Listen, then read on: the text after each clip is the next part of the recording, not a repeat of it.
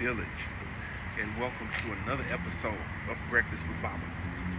And like we always do, we want to get an idea of what everybody out there is having. What are you using to nourish your day? What are you using to get started? What are you putting in your body that's making you feel right and get ready for this beautiful Saturday? It's a little overcast.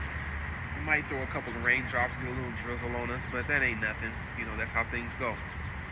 But the thing that we wanted to discuss today is very, very important, and that is that April is National Child Abuse Prevention Month.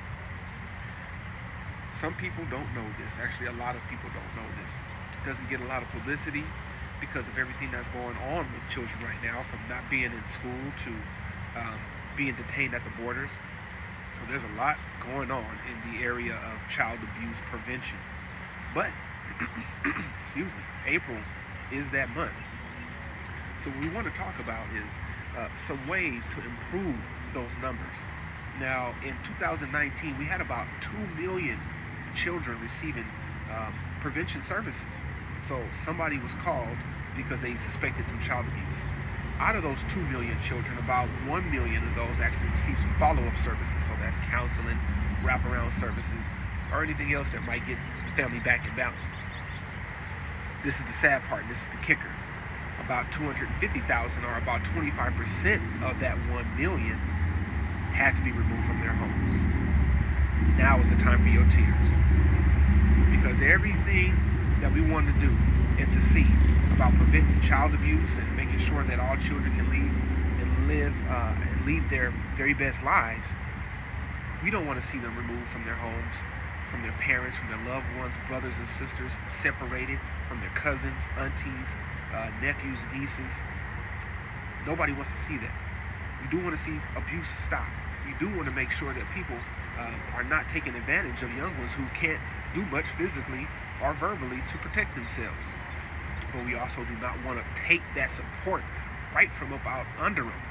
Just yank that rug from up under them and that whole foundation so that they come crumbling down. We know that a lot of people who end up on the streets, prostituting, on drugs, into black market activities, usually have gone through the foster system. Okay, they've been taken out of their homes legally and not treated so well in that system, and because of that, as a result, they were never rehabilitated, and they went back out and didn't make anything any better. So we have to do a better job in that area. Those services have to be bolstered. So people have to start making some noise, and this is the time to do it. This is April. Okay, no more. The children are the future. That's all you got left. I know some people feel like, it's all about the adults. The children can't do anything. But guess what? You're not going to be here for much longer.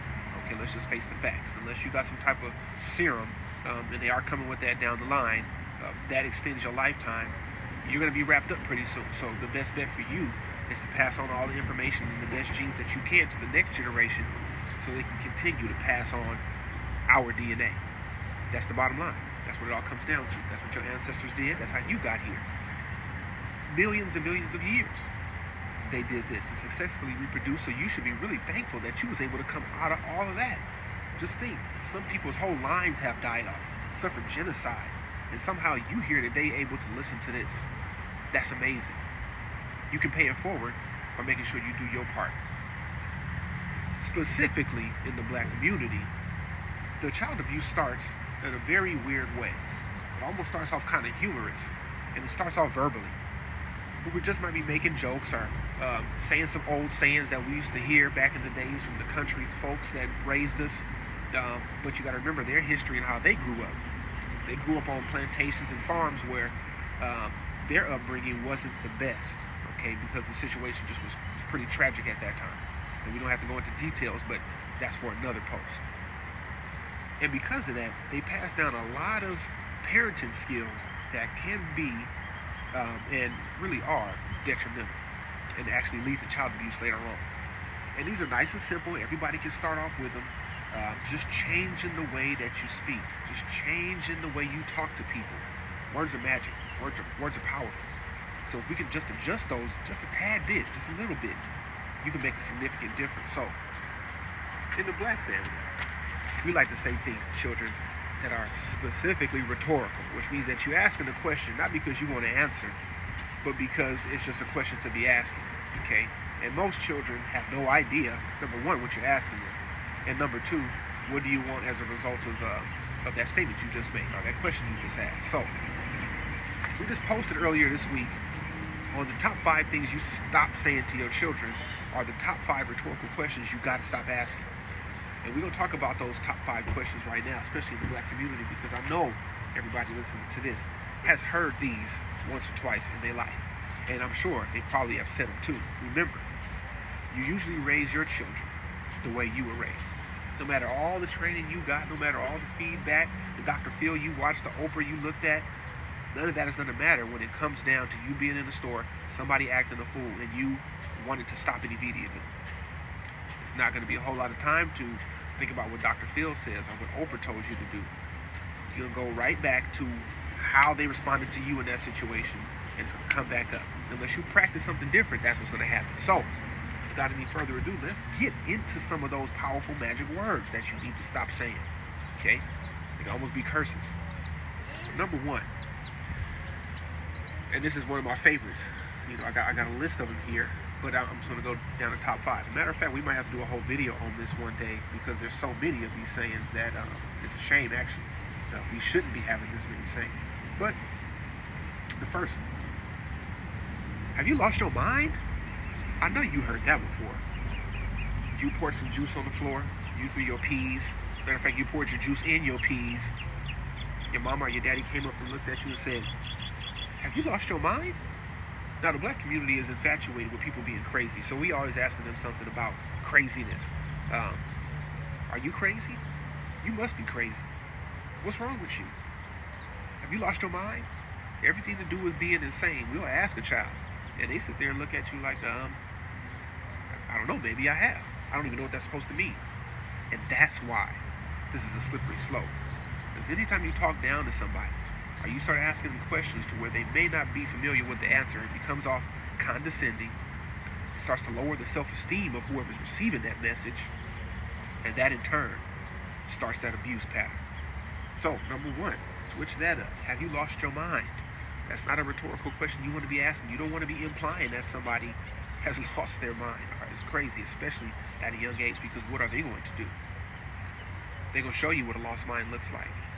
Because as opposed to you think that you prompted some type of better behavior by asking that question, what you really are doing is labeling the behavior that you just saw. So next time you ask, have you lost your mind, it almost comes some type of reinforcement where the child thinks, oh, well, that's what losing mind is, and they labeled it for me, so I guess that's what I'm going to do. Okay? So, that's number 1. Stop saying and asking, have you lost your mind? Okay. Next, and this is number 2 on my list. And, you know, my pops ask me this all the time. What the fuck are you doing? And yeah, that is a harsh question. And sometimes it rolls off my tongue very, very nicely. But the point of that is, some people will tell you, if they even know what they're doing themselves. Adults have a hard time telling each other why they do things. They usually make up some type of fantasy or some type of perspective that justifies an action that they took. But if anybody has engaged in some type of behavior change, whether it's stop smoking, going on a diet, changing up how you act, you know, at work or at home, behavior change is tough.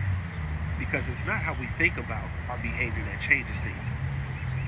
It's about our conditions and about what conditions reinforce and punish certain behaviors that then go on lasting forever and ever. So, what you need to do is not be so rhetorical in your questions. If you see somebody acting crazy and you want to know what they're doing, why don't you just ask them, what are you doing? And then you tell them what they should be doing. Okay?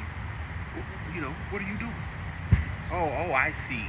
That's why you did that. Well, this is another way you can do it. As opposed to, what the fuck are you doing? That freezes anybody up right there. Nobody's going to be able to respond to you. And then what happens? You get madder and madder because they're not responding. And then you escalate until you start whooping some ass. So, that's another one we got to eliminate from the vocab.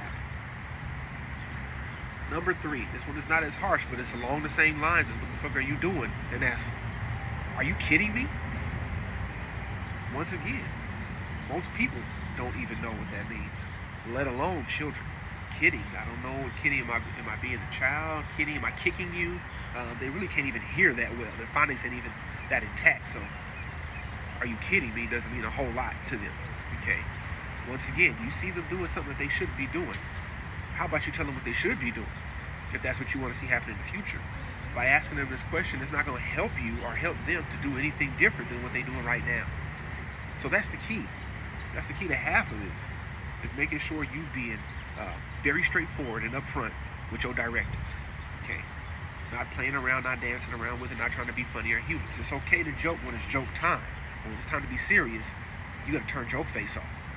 It ain't time for the okie doke. It's time to get real. Okay? So let's keep going.